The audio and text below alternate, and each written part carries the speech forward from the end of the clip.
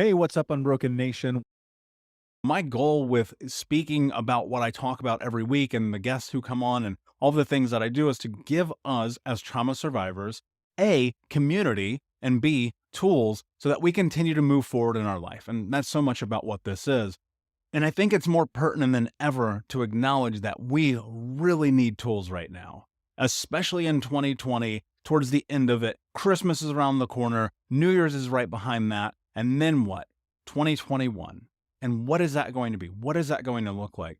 And I think starting right now, we can put ourselves in a position to be successful as we head into next year by starting right now with personal boundaries. And so I'm going to leave you in this conversation some ideas, some thoughts, some tips, some tools to step through what's next in your life in a way that is about you first and foremost. All too often in society, especially here in America, we are put in a position where we have to measure our value by our family. And I don't think that's necessarily fair. And I don't think it's a good measurement for whether or not we deserve the things that we have in our life.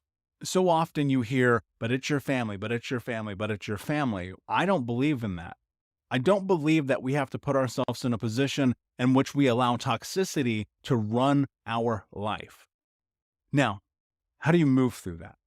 I posted the other day something to the effect of it's odd that we live in a society that puts family first over self-care, over taking care of yourself, over putting you first.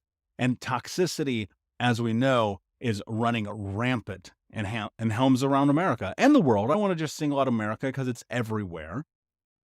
And this idea and notion that family has to always come first really drives me crazy because that catapults into work has to come first, and girlfriends and boyfriends have to come first, and pets have to come first, and neighbors have to come first, and strangers on the streets have to come first. And I don't believe that leads to sustainability. We, as individuals, have to put ourselves first.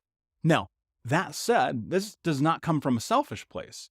This just simply comes from a place in which we have to acknowledge that if we do not take care of ourselves first, how are we going to take care of the world? And when I think about goals, I think about attributes, I think about all the things that I want to accomplish or do in my life.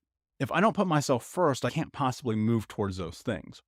And yet, we live in this society that constantly tells us your needs are secondary to everyone else. And you've heard it, and you've seen it, and you felt it, and you witnessed it, and that's not true, and especially right now.